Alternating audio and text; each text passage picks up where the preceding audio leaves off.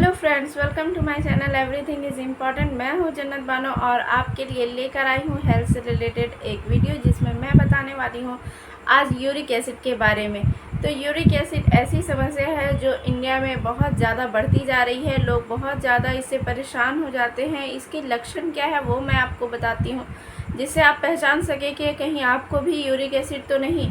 तो uric acid जब हो जाता है बॉडी में, तो सबसे पहले क्या होता है कि हम जब सुबह सोकर उठते हैं और जैसे ही पैर ज़मीन पर रखते हैं तो हमारी एड़ियों में तेज़ चुभन सा दर्द होता है। बहुत ऐसा भारीपन महसूस होता है पैर में, जैसे कि बहुत थक के आए हैं, पैर से चल के आए हैं, ऐसा पैरों में दर्द और चुभन महसूस होता है। उसके बाद ये दर्द अगर इग्नोर कर दिया जाए तो यूरिक एसिड का लेवल जैसे जैसे बढ़ते जाता है वो हमारे पैरों की उंगलियों के जॉइंट्स में पहुंचने लगता है। इसके बाद अगर फिर भी ध्यान ना दिया जाए तो वो घुटनों तक, घुटनों से कमर, ऐसे कर कर के वो सारे जॉइंट्स पर अपना कब्जा जमा लेता है। इसीलिए हमें कोशिश करनी चाहिए कि जब हमें ये संकेत मिल जाए कि हमें यूरिक एसिड जैसे लक्षण दिखाई दे रहे हैं, एड़ियों में चुभन होकर दर्द हो रही है मॉर्निंग के टाइम पे, तभी हमें अपने खान पान को रोक देना चाहिए। गलत खान पान, गलत तरीके को, अपने वेट के ऊपर ध्यान देना चाहिए, कहीं हमारा ओवर वेट तो नहीं उसकी वजह से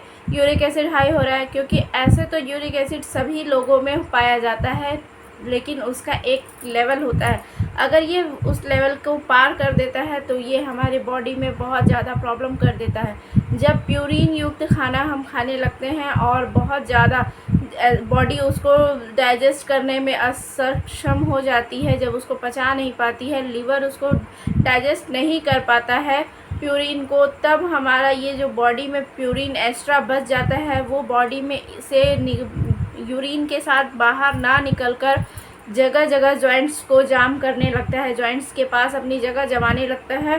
और जब हम मूवमेंट करते हैं तो हमारी जॉइंट्स जो होती हैं, ये जॉइंट्स के पास की हड्डियों में बहुत ज़्यादा पेन महसूस होता है, क्योंकि वो एक क्रिस्टल टाइप का जॉइंट्स में जमा हो जाता है, जिसके कारण बहुत ज़्यादा पेन महसूस होता है। और ये पेन इतना ज़्यादा बढ़ जाता है आगे चल के कि अगर ये घुटनों में हो जाए तो हम चलना फिरना हमारे लिए बहुत ज़्यादा मुश्किल हो जाता है। तो सबसे अच्छा उपाय यही है कि हम कोशिश करें कि जैसे ही लक्षण पता चले हम उसको क्योर करना शुरू कर दें। ऐसे हेल्दी लाइफ की तरफ जाना बहुत ज़रूरी है इंसान को, क्योंकि हम जितना जंक फूड की तरफ चले जा रहे हैं, हमारे साथ जंक फूड के साथ साथ हम अपने बॉडी में पूरी बीमारियां अंदर लेते जा रहे हैं, खाते जा रहे हैं। नए नए लॉकडाउन के कारण अभी जो बहुत ज़्यादा कुकिंग चैनल प्रोग्रेस हुआ है, ये इसलिए हुआ है कि लोगों को बाहर के खाने नहीं मिल रहे थे, इसलिए उन्होंने यूट्यूब से सीख कर जो जंक फूड सीख लिया है और घर में बना के खा रहे हैं। और इसकी वजह से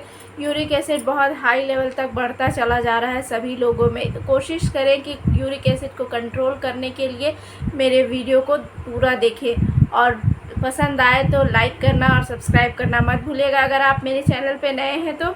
उसके बाद चलते हैं आगे।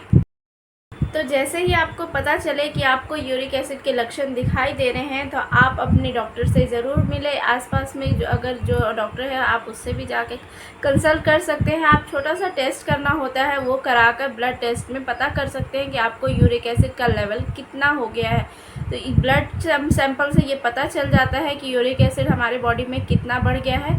तो जैसे ही अगर आपको पता चलता है तो डॉक्टर जो है यही समझाते हैं कि आपको अपने खान पान पे सबसे ज़्यादा ध्यान रखना है, अपने लाइफस्टाइल को ठीक करना होगा, क्योंकि इसके लिए जो मेडिसिन दी जाती है वो बहुत लॉन्ग टाइम के लिए यूज़ नहीं करना चाहिए। एक तो प्रेशर वाले जो है हमेशा जो दवाइयाँ खाते हैं, उसी तरीके से इसको एक दवाई दी जाती है डॉक्टरों के द्वारा कि इसको हमेशा आपको खाना पड़ेगा ताकि आपके यूरिक एसिड को कंट्रोल किया जा सके।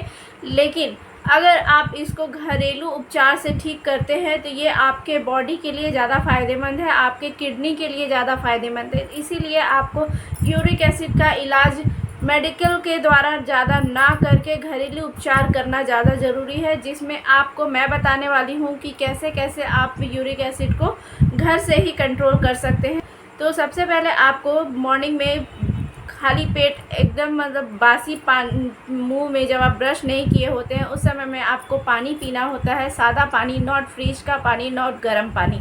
तो आप अगर गर्म पानी या फ्रिज का पानी पीते हैं, ये दोनों ही बॉडी को मॉर्निंग के टाइम में बहुत ज़्यादा नुकसान करता है। इसलिए कोशिश करें कि आप नॉर्मल पानी पिएं। उसके बाद में आप अजवाइन का पानी उबाल कर पी सकते हैं, एक चाय की जैसे बनाकर अजवाइन को बॉईल कर ले अच्छे से, पूरा 10 मिनट के जैसे भाप हल्के आंच पे उसको पकाएं, ज़्यादा खौलाना नहीं है उसको, बहुत तेज़ आंच पे हल्के आंच पे पकाकर उसको छान कर आराम से लुकवार्म हो गया उसको आराम से लेके सिप सिप करके पी सकते हैं। ये आपको डेली बेस पे करना चाहिए अगर यूरिक एसिड आपको हो गया हुआ है हाई लेवल में, तो क्योंकि अजवाइन जो है आपके बॉडी के यूरिक एसिड के क्रिस्टल को तोड़ता है, जो आपके जॉइंट्स में जमा हो गए हैं उसको तोड़ कर आपके यूरिन के साथ उसको बहा देता है।